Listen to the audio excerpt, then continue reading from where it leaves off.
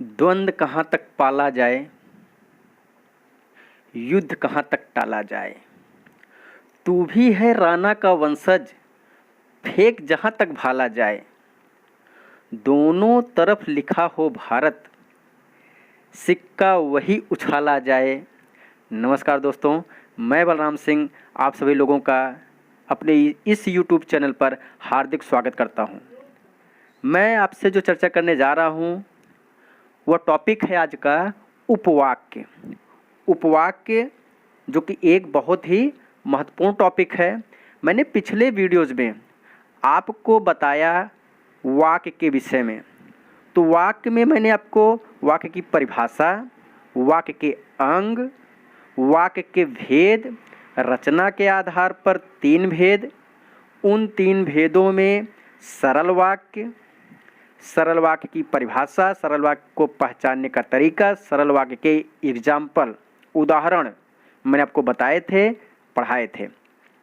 उसके बाद फिर मैंने संयुक्त वाक्य को पढ़ाया, संयुक्त वाक्य की परिभाषा, संयुक्त वाक्य के एग्जाम्पल, संयुक्त वाक्य पहचानने की ट्रिक, ये चीज़ें मैंने आपको बताया था।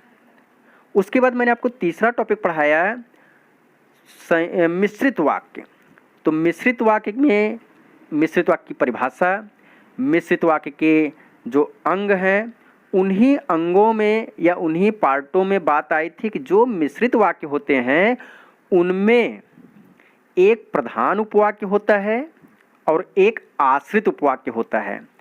तो उन्हीं प्रधान उपवाक्यों को और आश्रित उपवाक्यों को समझने के लिए हमें उपवाक्य टॉपिक पढ़ना पड़ रहा है या हमें यह टॉपिक सीखना पड़ेगा।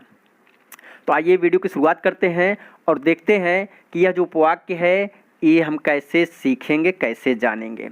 तो सबसे महत्वपूर्ण बात यह है कि यह जो उपवाक्य है इसी को जो लोग अंग्रेजी जानते होंगे उसी को क्लाज कहा जाता है। हम हिंदी में उपवाक्य कह रहे हैं, वही आप अंग्रेजी ग्रामर में जाएंगे तो उसको क्लाज कहा जाता है। तो बहुत से बच्चों को क्लाज की वजह से चीज़ें समझ में आ सकती हैं, जिनको हिंदी में उपवाक्य कम समझ आता है। तो यहाँ पे आप समझेंगे, फिर उसके सेंस में आप समझ पाएंगे। तो देखिए उपवाक्य कहते किसे हैं, पहले इसे हमें समझने की आवश्यकता है। जब किसी एक वाक्य में एक से अधिक समापिका क्रियाएं होती हैं तो वह वाक्य उपवाक्यों में बंट जाता है। क्या कर रहे हैं, जैसे कोई वाक्य है और वह वाक्य मिश्रित वाक्य है तो मिश्रित वाक्य में कई समापिका क्रियाएं होंगी, मतलब उसमें कई छोटे छोटे वाक्य जुड़े रहते हैं, 2 या 2 से अधिक वाक्य जुड़े रहते हैं। तो कह रहे हैं कि जब अगर वो समापिका क्रियाओं के द्वारा जुड़े होंगे तब हम उन्हें उपवाक्यों में डिवाइड कर देते हैं। तो उन्हें हम सबको उपवाक्य उपवाक्य उपवाक्य कहते हैं। फिर क्या कर रहे हैं, और उसमें जितनी भी समापिका क्रियाएं होती हैं उतने ही उपवाक्य होते हैं। तो उस वाक्य में जितने भी समापिका क्रियाएं होंगी, जुड़ी हुई क्रियाएं होंगी, लगी हुई क्रियाएं होंगी, उतने ही उपवाक्यों का गठन होता है, उतने ही उपवाक्य बनते हैं। आगे देखिए महत्वपूर्ण बात है, करेक्ट, इन उपवाक्यों में से जो वाक्य का केंद्र होता है उसे मुख्य या प्रधान वाक्य कहते हैं। तो क्या कर रहे हैं कि जो भी उपवाक्य होंगे उन उपवाक्यों में कोई एक वाक्य जो होगा वो मुख्य होगा, वो प्रधान होगा। तो करें कि इन उपवाक्यों में से वाक्य का केंद्र होता है, जो वाक्य का केंद्र होता है उसे हम क्या कहते हैं, मुख्य वाक्य या प्रधान वाक्य कहते हैं। तो जैसे ही हम मुख्य वाक्य को क्लियर कर लेते हैं उसके बाद जो भी बचेगा सभी के सभी क्या हो जाएंगे, आश्रित उपवाक्य हो जाएंगे।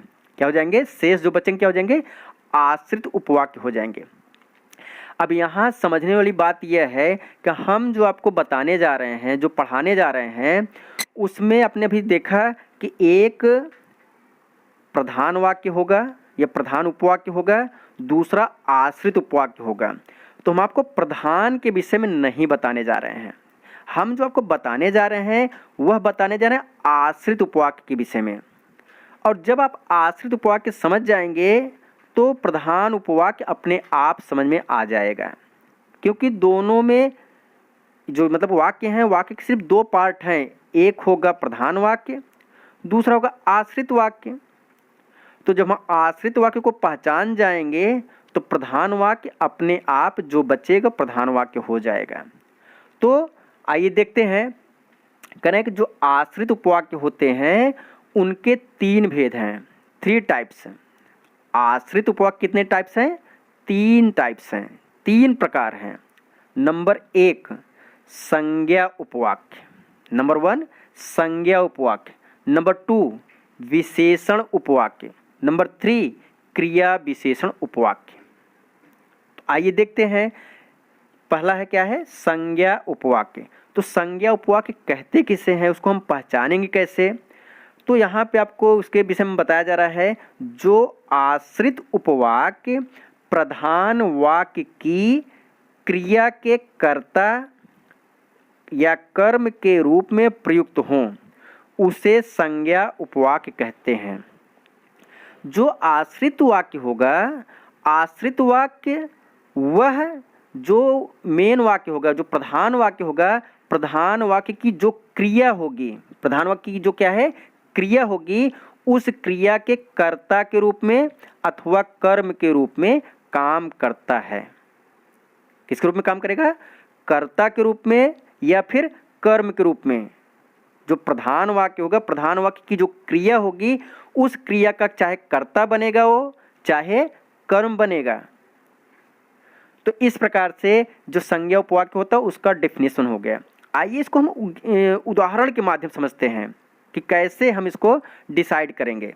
कहा गया भारत ने कहा कि हम लड़ाई नहीं चाहते। भारत ने कहा कि हम लड़ाई नहीं चाहते। दूसरा एग्जाम्पल दिया गया है, मैं जानता हूं कि वह बहुत ईमानदार है। मैं जानता हूं कि वह बहुत ईमानदार है। तो ये 2 एग्जाम्पल दिए गए और इन दोनों एग्जाम्पलों में आपको बताया जा रहा है कि इसमें जो उपवाक्य है, इसमें जो भी उपवाक्य, अभी मैं आपको उपवाक्य नहीं बता रहा हूं कौन है, लेकिन जो भी उपवाक्य है वह संज्ञा उपवाक्य है। और फिर आपको पहचानने के लिए ट्रिक बताई जा रही है कि संज्ञा उपवाक्य जो होगा वह की से शुरू होता है। तो इसको अंडरलाइन करेंगे, किससे शुरू होता है? की से, का पर छोटी की मात्रा, की से शुरू होता है। तो आइए देखते हैं, अगर हम इसके अकॉर्डिंग चलें, ट्रिक के अकॉर्डिंग चलें, तो ट्रिक कर रहा है कि जो संज्ञा उपवाक्य होगा वह की से, उसकी बिगिनिंग कहाँ से हो रही? की से हो रही है। उसकी शुरुआत कहाँ से हो रही है? की से हो रही है। तो आइए हम इस एग्जाम्पल को अब इस ट्रिक के माध्यम से देखते हैं।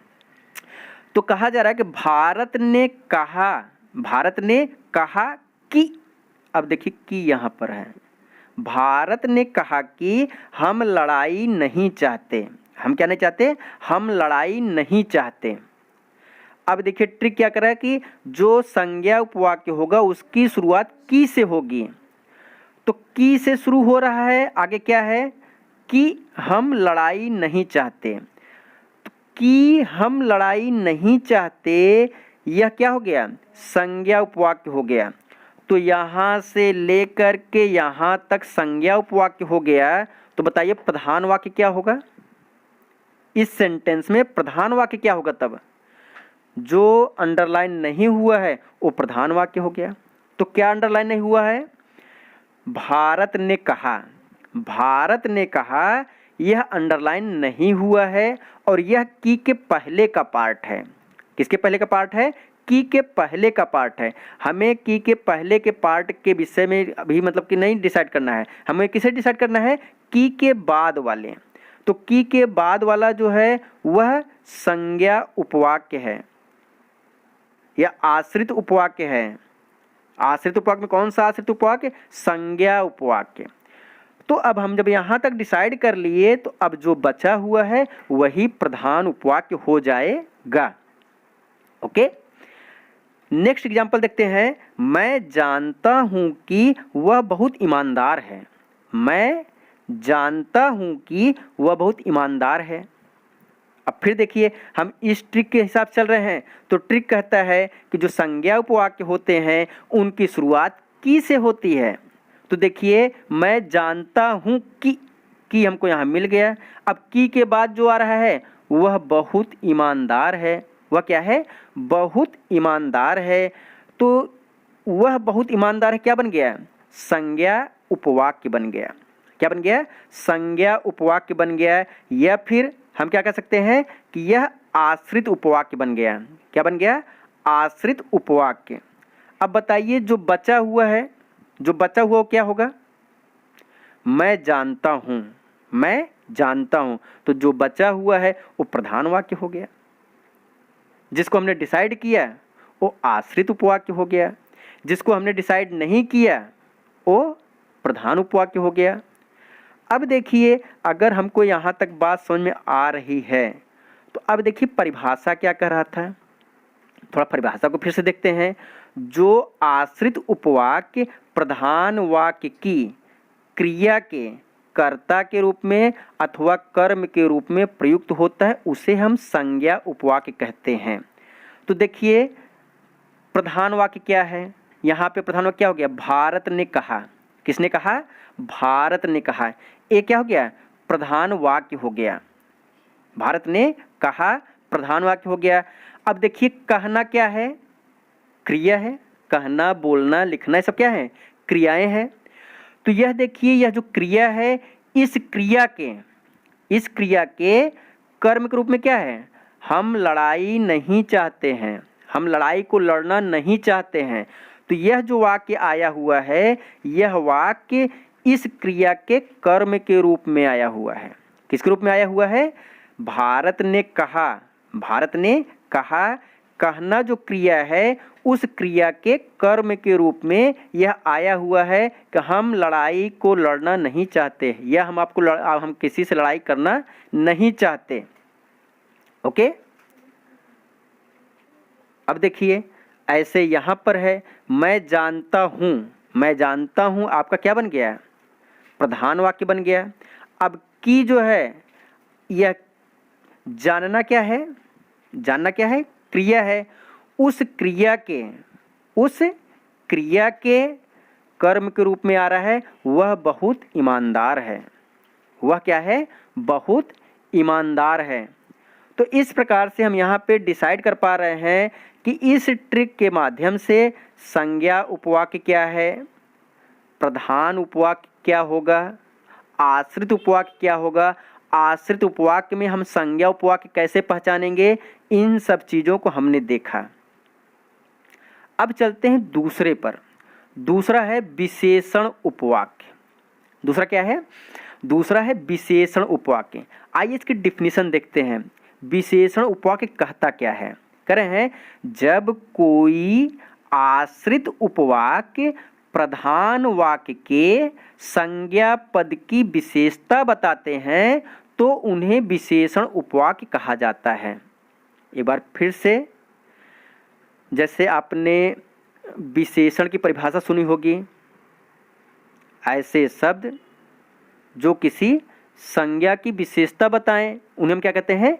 विशेषण कहते हैं। लेकिन यहाँ हम विशेषण उपवाक्य की बात कर रहे हैं, तो यहाँ पे उपवाक्य को जोड़ना है। जब कोई आश्रित उपवाक्य प्रधान वाक्य के संज्ञा पद की विशेषता बताए, तो जैसे विशेषण की परिभाषा होती है वैसे ही विशेषण उपवाक्य की परिभाषा है, लेकिन यहाँ पे आश्रित उपवाक्य और प्रधान वाक्य जोड़ना है। तो जब कोई आश्रित उपवाक्य प्रधान वाक्य के संज्ञा पद की विशेषता बताते हैं तो उन्हें विशेषण उपवाक्य कहा जाता है। एग्जाम्पल दिया गया है, यह वही आदमी है जिसने कल चोरी की थी। यह वही आदमी है जिसने कल चोरी की थी। दूसरा एग्जाम्पल दिया गया है, जो मेहनत करता है उसे अवश्य सफलता मिलती है। जो मेहनत करता है उसे अवश्य सफलता मिलती है। तो सबसे पहले आइए हम देखते हैं इसको पहचानने का तरीका। कोई हमें वाक्य दिया गया रहेगा तो हम उस वाक्य को कैसे पहचानेंगे कि सरल है, कि संयुक्त है, कि मिश्रित है। Number 1 point. नंबर 2 पॉइंट, हम उसमें जो वाक्य होगा उस वाक्य को कैसे डिसाइड करेंगे कि इसमें कौन सा पद प्रधान पद है या कौन सा वाक्य प्रधान वाक्य है और कौन सा वाक्य आश्रित वाक्य है, कौन सा वाक्य आश्रित वाक्य है और कौन सा वाक्य प्रधान वाक्य है। 2 पॉइंट। तीसरा पॉइंट, हम कैसे पहचानेंगे कि कोई जो आश्रित उपवाक्य है वह आश्रित उपवाक्य में संज्ञा उपवाक्य का इंडिकेशन कर रहा है या विशेषण उपवाक्य को इंडिकेट कर रहा है या क्रिया विशेषण उपवाक्य को इंडिकेट कर रहा है। तो सब की मतलब जितने भी सवाल बन रहे हैं सभी का जवाब एक ही है। एक बार आपने समझ लिया तो तीनों सवाल के जवाब आपको मिल जाएंगे। अब देखिए पहचान क्या है, कह रहे हैं कि विशेषण उपवाक्य का प्रारंभ, जो विशेषण उपवाक्य का प्रारंभ जो, इसको अंडरलाइन करेंगे, विशेषण उपवाक्य का प्रारंभ जो या उसी के किसी अन्य रूप जो होगा या जो का सब्स्टिट्यूट, सब्स्टिट्यूट में कौन आएगा, जिसने, जिसे, जिन, जिससे, जिनको, जिनके, जिसको। तो कह रहे हैं कि विशेषण उपवाक्य का जो बिगनिंग होगा उसकी जो स्टार्टिंग होगी वह जो शब्द से होगी। अगर मान लीजिए जो से नहीं हो रहा है तो जो के स्थान पर जैसे हमको आवश्यकता होगी उसके स्थान पर हम जिसने लगाया होगा या क्वेश्चन में जिसने लगा होगा या फिर जिसे लगा होगा या फिर जिन लगा होगा या फिर जिससे लगा होगा या फिर जिनको लगा होगा या फिर जिनके लगा होगा या फिर जिसको लगा होगा। तो अब देखिए इसमें आपको कंफ्यूज होने की आवश्यकता नहीं है। ये जिसने, जिनको, जिसको, जिस, इतना जो है इसमें आपको कंफ्यूज होने की आवश्यकता नहीं है। सिर्फ एक चीज़ ध्यान में रखिएगा, आपके सभी प्रॉब्लम सॉल्व हो जाएंगे। अब देखिए जिसने शब्द में पहला वर्ण क्या है, जी, ज पर छोटे ई की मात्रा। फिर देखिए जिसे का पहला वर्ण क्या है, जी। देखिए दोनों मैच कर रहे हैं क्या, यहाँ जी यहाँ जी। अब देखिए तीसरे में भी क्या है, तीसरा भी जी, जिसे, जिन, जिसे, जिसने। तो जितने भी सब्स्टिट्यूट आ रहे हैं जो के स्थान पर आप देखिए सब में जी से शुरू हो रहा है, जी, जी, जी, जी। तो आप देखो सब की शुरुआत जी से हो रही है, सब जी से शुरू हो रहे हैं। तो आपको दो चीज़ें सिर्फ याद करनी है, या तो पहला या तो जोड़ने वाला जो शब्द होगा जो होगा, एक पॉइंट। दूसरा पॉइंट जो के स्थान पर अगर कोई शब्द आया होगा तो वह जी से शुरू हो रहा होगा। अब जी से शब्द बना सकते नहीं बना सकते हैं, जिसने, जिसको, जिस। तो ऐसे आप शब्द बना सकते हैं। दिमाग में सिर्फ दो बातें रखनी हैं, जो और जी, जो और जी। अगर ऐसे शब्दों से कोई वाक्य बना होगा तो वहाँ पे मिश्र वाक्य होगा, पहला उत्तर। दूसरा उत्तर कि वह आश्रित उपवाक्य होगा, जहाँ से जो जी लगा होगा वहाँ से आश्रित उपवाक्य शुरू हो जाएगा। नंबर 3, आश्रित उपवाक्य में कौन सा भेद रहेगा, वो विशेषण उपवाक्य बनेगा। कौन सा बनेगा, वो विशेषण उपवाक्य बनेगा। तो आपने एक चीज़ें पढ़ी, आपको 3 जवाब मिल रहे हैं। मतलब एक क्लास अगर अच्छे से समझ लिया आपने तो पूरा आपका सरल वाक्य, संयुक्त वाक्य, मिश्रित वाक्य पूरा कंप्लीट हो जा रहा है आपका। लेकिन इसको थोड़ा समझने की आवश्यकता है, इस पर थोड़ा सा टाइम स्पेंड करने की आवश्यकता है, रिवीजन करने की आवश्यकता है। तो देखिए हमको उम्मीद है कि आप समझ पा रहे होंगे। तो जो और जी यही दिमाग में रखना है। जी का मतलब समझ रहे हैं कि जी का मतलब सिर्फ जी नहीं, जिसने, जिसे, जिन, जिससे, जिनको, जिनके, जिसको, और जो आप शब्द बना सकते हो बना लीजिए, नो प्रॉब्लम। अब चलिए चलते हैं इसको पहचानने के लिए। कहा जा रहा है यह वही आदमी है जिसने कल चोरी की थी। तो ए मिला आपको, इसमें मैंने बताया था ज पर छोटी की मात्रा, मिला कि नहीं मिला, बोलिए, मिला। तो यह वही आदमी है जिसने कल चोरी की थी। तो हमने इससे पकड़ लिया, पहला पॉइंट क्या पकड़ लिया कि यह वाक्य जो है मिश्रित वाक्य है। जिसने से मैंने पकड़ा, जिसने से मैंने पकड़ा कौन सा वाक्य है, मिश्रित वाक्य है। फिर दूसरा सवाल इसी में पूछा जा रहा है कि इसमें आप बताइए कि प्रधान वाक्य क्या है और आश्रित उपवाक्य क्या है। तो जहां जिसने से जो शब्द शुरू हो रहा है वो आपका उपवाक्य हो गया, आश्रित उपवाक्य। तो जिसने कल चोरी की थी यह आश्रित उपवाक्य हो गया। तो बताइए प्रधान क्या होगा, प्रधान क्लियर कर पाएंगे नहीं कर पाएंगे, प्रधान हो गया यह वही आदमी है, यह वही आदमी है, ये प्रधान हो गया। और जिसने कल चोरी की थी ये क्या हो गया, आश्रित हो गया। तो दो जवाब मिले कि नहीं मिले। अब तीसरा कि यह वही आदमी है, मान लीजिए इसको हमने ऐसे कर दिया, ठीक, यह वही आदमी है जिसने कल चोरी की थी। अब मैंने इसको क्या कर रखा है, अंडरलाइन कर रखा है। अब क्वेश्चन पूछा जा रहा है कि जो वाक्य या जो अंडरलाइन वाक्य है वह कैसा वाक्य है या कैसा उपवाक्य है, संज्ञा उपवाक्य है कि विशेषण उपवाक्य है कि क्रिया विशेषण उपवाक्य है। यहाँ पे पकड़ना आसान है। एग्जाम में तो ऐसा लिख के नहीं देगा विशेषण के अंतर्गत, संज्ञा के अंतर्गत या क्रिया विशेषण के अंतर्गत, वो तो एकदम फ्री रहेगा।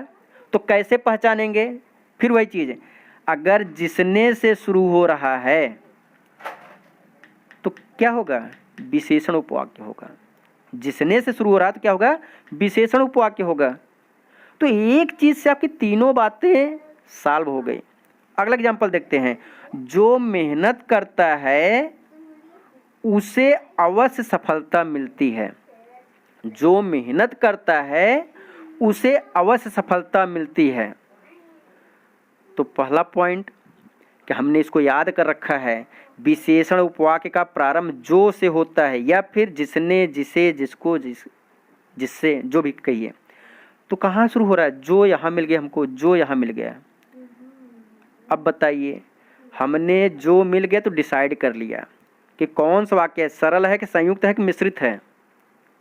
मैंने डिसाइड कर लिया कि ए मिश्रित वाक्य है, एक जवाब मिल गया।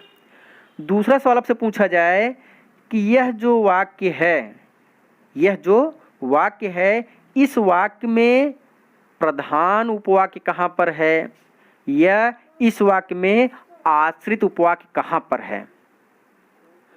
तो यही जो है हमको बता रहा है, जो मेहनत करता है, जो मेहनत करता है, यहाँ शुरू हो रहा है ना, जो मेहनत करता है।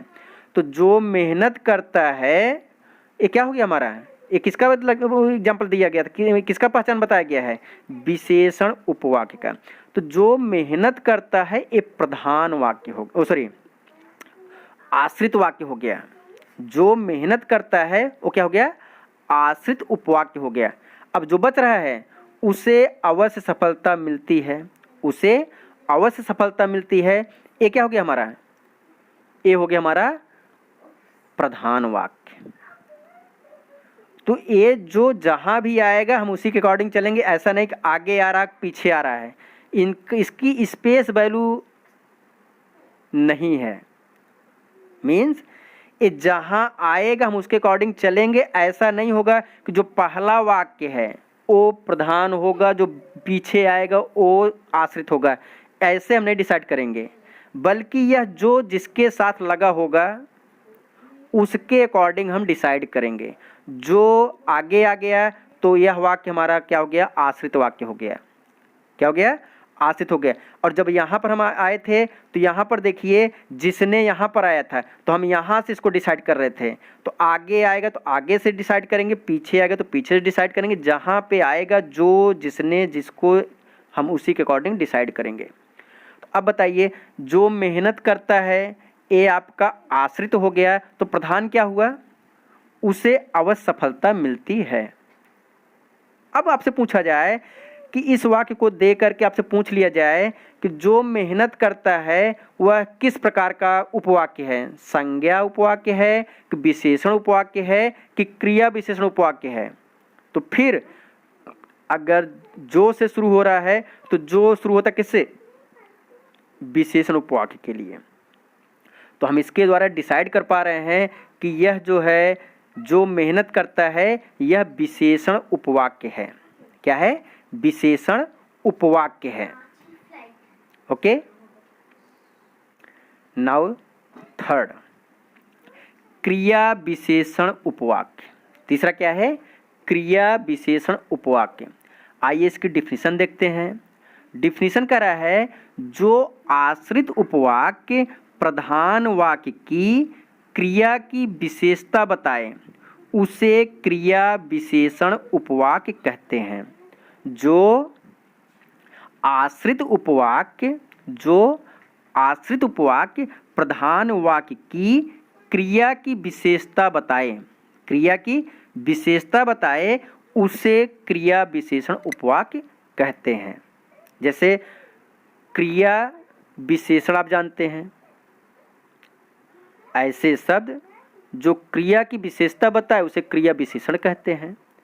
तो सेम वही चीज़ है, वही कॉन्सेप्ट है, लेकिन यहाँ बात वाक्य की हो रही है। तो कह रहे हैं कि जो आश्रित उपवाक्य प्रधान वाक्य की क्रिया की विशेषता बताए उसे क्रिया विशेषण उपवाक्य कहते हैं। तो आश्रित उपवाक्य रहेगा, वो क्या काम करेगा?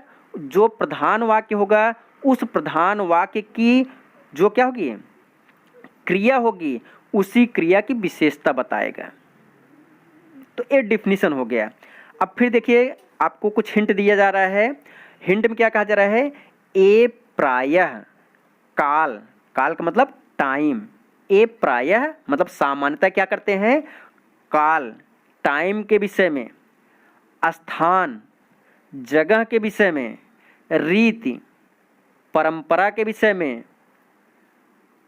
परिमाण, कोई वजन, कोई क्वांटिटी, मात्रा के विषय में, कारण, किसी कार्य के होने के कारण के विषय में। तो ये 5 चीज़ें, काल मतलब टाइम, स्थान, रीत, परिमाण, कारण, इस प्रकार के चीज़ों को इंडिकेट करते हैं, इस प्रकार की चीज़ों को दिखाते हैं, बताते हैं। आइए कुछ एग्जाम्पल इसके देखते हैं। अब देखिए क्या कहा जा रहा है।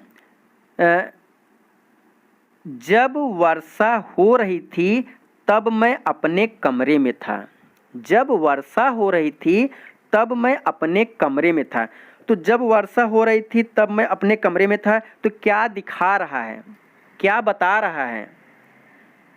जब वर्षा हो रही थी तब मैं अपने कमरे में था। तो अब देखिए, जब वर्षा, ये जब किसको दिखा रहा है? टाइम को दिखा रहा है ना भाई, कोई टाइम होगा उसी की बात कर रहा है। जब वर्षा होगी तब मतलब जिस समय वर्षा होगी, जब का मतलब किसके लिए आया है? जिस समय वर्षा हो रही थी, जिस समय वर्षा हो रही थी उस समय मैं अपने कमरे में था। तो देखिए इस प्रकार से कहीं न कहीं ये 2 कंजक्शन साथ में आएंगे, समय को दिखाने के लिए, समय को बताने के लिए। तो देखिए मैंने कहा काल को इंडिकेट करते हैं, तो इसको आप समझिए। आप जब वर्षा हो रही थी तब मैं अपने कमरे में था। तो ऐसे ये योजक चिन्ह जो होंगे 2 के साथ आ सकते हैं, 2 के साथ आ सकते हैं। और किसको इंडिकेट करेंगे? टाइम को इंडिकेट करेंगे। अथवा क्या हो सकता है? स्थान को हो सकता है। क्या एग्जाम्पल हो सकता है? अगर ये काल का नहीं होगा तो क्या होगा? स्थान का होगा। अब देखिए, जैसे स्थान के लिए मैं एग्जाम्पल बोल दे रहा हूँ, क्योंकि यहाँ पे थोड़ा सा स्पेस कम है, तो मैं एग्जाम्पल आपको बोल दे रहा हूँ स्थान के लिए। स्थान का एग्जाम्पल आपको दिया जा रहा है या बताया जा रहा है कि वह गोरा लड़का जहाँ खड़ा है, वह गोरा लड़का जहाँ खड़ा है वहाँ बहुत धूप है। वह गोरा लड़का जहाँ खड़ा है वहाँ बहुत धूप है। तो जहाँ खड़ा है वहाँ बहुत धूप है, तो जहाँ खड़ा है वहाँ बहुत धूप है। तो जहाँ वहाँ आ रहा है, 2 शब्द आ रहे हैं, जहाँ वहाँ, जहाँ वहाँ। और ये किसके लिए यूज हो रहे हैं? स्थान के लिए। जहाँ वहाँ किसके लिए यूज हो रहे हैं? स्थान के लिए यूज हो रहे हैं। तो इस प्रकार से आप देखेंगे, एक मैंने एग्जाम्पल काल का दिया, दूसरा किसका दिया? रीत, स्थान का दिया। तीसरा देखिए रीत का एग्जाम्पल। तीसरा किसका है? रीत का एग्जाम्पल है। रीत में कर रहे हैं बच्चे वैसे करते हैं, बच्चे वैसे करते हैं जैसे उन्हें सिखाया जाता है। बच्चे वैसे करते हैं जैसे उन्हें सिखाया जाता है। तो जो हम करेंगे उसी रीत का पालन बच्चे करेंगे। जैसा व्यवहार हमारा होगा वैसा व्यवहार हमारे बच्चों का होगा। तो ये रीत परंपरा की बात कर रहा है ना। तो इस प्रकार से अगर आपको वाक्य मिलेगा तो हम वहां पे बता सकते हैं कि यह क्रिया विशेषण उपवाक्य है। 3 हो गए। चौथा है परिमाण। परिमाण का क्या बताया मैंने आपको? परिमाण का मतलब कोई वजन, कोई क्वांटिटी, कोई मात्रा। तो एग्जाम्पल देखते हैं परिमाण के लिए। कह रहे हैं कि जैसे जैसे गर्मी बढ़ेगी वैसे वैसे धूप में खड़ा रहना कठिन हो जाएगा। जैसे जैसे गर्मी बढ़ेगी वैसे वैसे धूप में खड़ा रहना कठिन हो जाएगा। तो जैसे जैसे गर्मी बढ़ेगी, ये बढ़ना कोई मात्रा होगी ना। किसी भी मेजर पे हम करें उसको, उसका कोई मेजरमेंट हो, हम उसको फ़ारेनहाइट में मापें, सेल्सियस मापें, मतलब मापने का कोई कुछ भी हो सकता है। लेकिन कोई न कोई मात्रा होगी ना, कोई न कोई इसका मतलब कोई न कोई क्वांटिटी होगी। तो अगर इस प्रकार से अगर आपको किसी क्वांटिटी की बात की जा रही है तो वहाँ पर क्या होगा? परिमाण। तो फिर वह किसके अंतर्गत आएगा? क्रिया विशेषण उपवाक्य के अंतर्गत आएगा। अगला देखिए, अगला क्या है? कारण। 5वां जो लास्ट है वो क्या है? कारण। तो कारण का जो एग्जाम्पल है देखिएगा, कह रहे हैं वह जरूर परिश्रम करेगा ताकि अच्छे अंक ला सके। वह जरूर परिश्रम करेगा ताकि अच्छे अंक ला सके। तो बताइए वह मेहनत क्यों करेगा? अच्छे अंक लाने के लिए। तो कोई न कोई कारण है ना उसकी मेहनत करने का। जैसे मैं कहूँ कि जब आप हमें फीस दोगे तब मैं पढ़ाऊँगा, जब आप हमें फीस देंगे तब मैं पढ़ाऊँगा। तो अगर सपोज कीजिए मैं नहीं पढ़ा रहा हूँ तो क्या कारण होगा, और मैं पढ़ा रहा हूँ तो क्या कारण होगा? पढ़ा रहा हूँ इसका मतलब आपने फीस दिया होगा, नहीं पढ़ा रहा हूँ इसका मतलब क्या है? आपने फीस नहीं दिया होगा। तो कहीं न कहीं इसमें कारण बन रहा है कि नहीं बन रहा है?